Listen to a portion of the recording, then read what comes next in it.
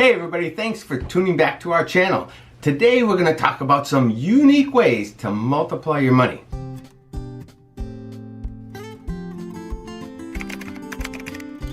This is from my personal experience. So, I've got 3 different things that I'd like to pretty much touch base on today.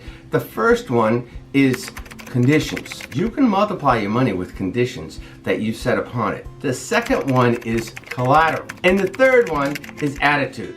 Attitude is everything. You can do anything you want if you put your mind to it. So if you stay tuned through this whole video, at the end, it's not going to be very long. So at the end, I'm going to give you a bonus. But before I do, can you please subscribe to our channel and share this with anybody that really wants to grow and grow their business to make it $1 million business. The first thing that we're going to talk about today is conditions. So my wife and I were at an event, very, very important event. They were raising money and they had people that were donating left and right all around the room. And they said, anybody want to donate $20,000? And then it was $10,000 and a few people raised their hands. And then it was $5,000. A few more people raised their hands. It got down and down and down, got all the way down to $50. And maybe 20 people raised their hand at $50. But there's still hundreds of people left in the room that haven't done anything. So he has a gavel in his hand, the guy up on stage, and he's like, does anybody else like to make a comment before I close this? And I said, I do. I have something I want to say. The light comes up on me and I said, this is my condition. If you guys can raise $5,000 in the next 10 minutes, I'll match it. So what did I just do? I didn't donate $5,000.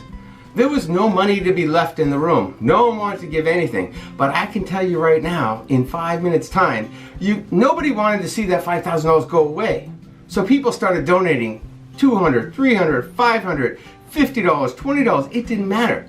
And then the guy up on the stand, he was like, all right, we're at $3,200. We only need $1,800 left. Come on, let's go. We got 5 minutes left. We got 3 minutes left. We got 2 minutes left. They did it. And when we walked out, everybody thought it was a great idea.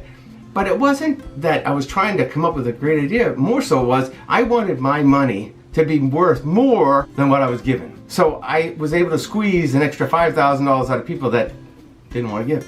So that's the first one. All right, so number 2, collateral.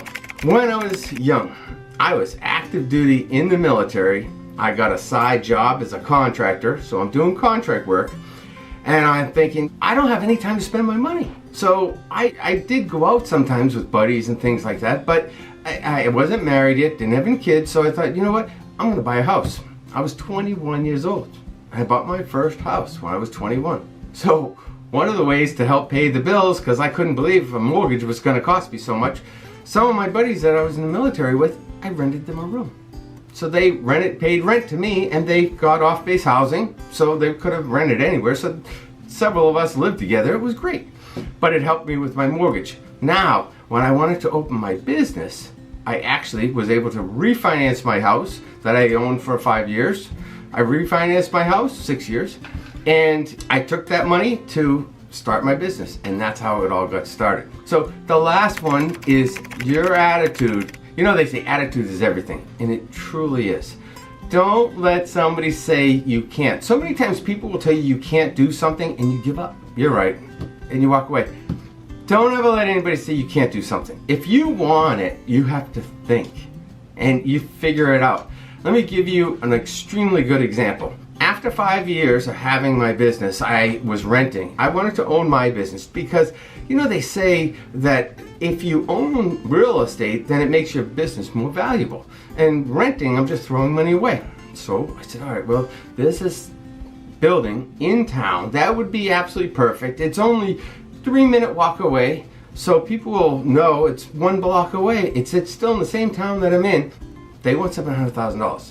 And I called my real estate agent, and she said, you can't get that. You'll never qualify. You're too young. And I was like, do you want me to call somebody else? Or do you want to do this for me? Because I don't take that answer. So she went through the steps and she entered it, and I didn't qualify. She was absolutely right. So do you think that made me stop? Absolutely not. So I said, I'll let you know. So what I did is I went down to the town hall. I went and I asked them, public records, right? It's public records. Who owns that building? Find out who owns the building. I got his phone number. I called him. I had a meeting with him. him and me. Real estate agents hate that. They don't want you to deal with the seller and the buyer together. Well, I did. And you know what? We hit it off. His spouse had passed away and he wanted the house, the building, to go to a good home. And I really wanted it, and I was a younger man, and him and I really, he was proud that he was able to sell it to us. So he said, find out what you qualify for $700,000, and I'll finance it, personally finance the rest. So I qualified, let's say it's $700,000, I qualified for $250,000. So he's gonna hold $450,000 that nobody knows about. So I'm paying commission to the real estate agent for $250,000 because that's what she thinks that the guy lowered the price to. And I'm not trying to squeeze the real estate agent out of anything. The bottom line is I got the building. I did the other half, the $450,000, with him at a very, very, very nice, and he said, yeah, just pay me 4% interest. Well, the interest rate was, for a business, was 6 or 8%. So the $250,000 I had to pay that 6 or 8%, but for him I only had to pay 4%. And he let me pay extra if I wanted to, just like a regular mortgage. So I was able to get it. And you just don't take no. What you have to do is think. They don't teach thinking in high school. They don't teach you how to think and think outside the box and think. You know the only time you have to think? Most people get up, they eat breakfast, they go to work, they drive in their car, they work all day, they come home, they have dinner and sit around, watch TV, maybe do a few things, read a book, and go to bed and do the same thing day after day. When do you think? When something is off track from that system. So when your refrigerator breaks and all of a sudden you're going, oh my God, the food is all going to go bad. What are we going to do? Well, you better think, and you better think quick, because you don't want all that food to rot and go bad. So you're going to get a cooler or a chest and you're going to fill it with ice and you're going to throw all your food in there while you figure out whether you're going to be able to get this thing fixed or whether you're going to be able to have to buy another one and put it on a credit card or something. But you actually think. If your car doesn't work and you got to get to work and you don't want to lose your job, you have to think. Figure it out. So those are the times when we have to think. What if you sat there and said, you know what, I really want $1 million yacht or $100 million yacht, and you thought about it every day. I bet you most of you can relate to this. We move into a new place, whether it's an apartment or a house, and I really want this couch. You think about it. I really need a couch here. We got this empty space. A year goes by, and when you walk in the room, you've got that couch. How did that happen? You thought about it enough to make it a priority. That's how it happened. So if you want to make $1 million or $100 million, you have to make it a priority. Make it your focus in life. Here's the bonus. This statement is so strong, it's incredible.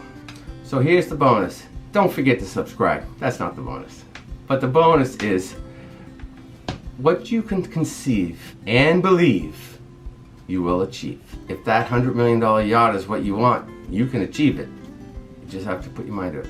Alright, so if you liked the video today, check out some of these other videos. If you want to see more of my videos and learn how to grow into $1 million business yourself, hit the subscribe button, share it with a friend that might need some help in growing their business. That's my job, to help you out. Thumbs up. Thanks a lot, everybody. Subscribe. Have a good day. Take it easy. Bye.